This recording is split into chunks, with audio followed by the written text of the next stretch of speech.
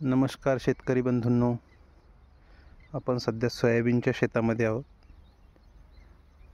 सोयाबीनचे पीक सध्या चांगल्या वाढीच्या अवस्थेमध्ये आहे, परंतु याच्यावरती चक्रीभुंगा, खोडकिडा व थोड्याफार प्रमाणामध्ये अळीचा प्रादुर्भाव आहे.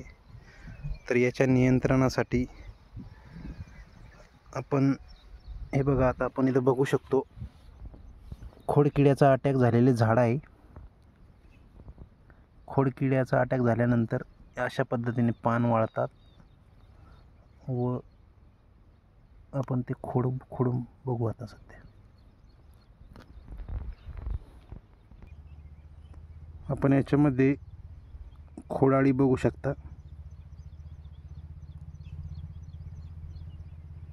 या अळीच्या कंट्रोलसाठी आपल्याला सुरुवातीलाच फवारणी घेणं गरजेचे आहे, कारण या अळीमुळे पिकाचे नुकसान हे भरपूर प्रमाणात होत असते. ज्यावेळेस आपले पीक फ्लावरिंग अवस्थेमध्ये येते किंवा शेंगाच्या अवस्थेमध्ये येते, त्यावेळेस शेंगगळ किंवा फुलगळ अशाप्रमाणे यामुळे होत असते.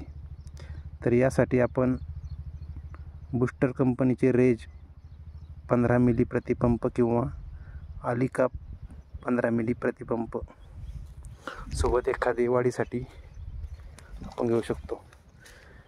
हे बघा, या सोयाबीनमध्ये आता भरपूर प्रमाणामध्ये खोडकिड्याचा अटॅक झालेला आहे. तर याचे वेळीच नियंत्रण केल्यास फायदा होईल. धन्यवाद.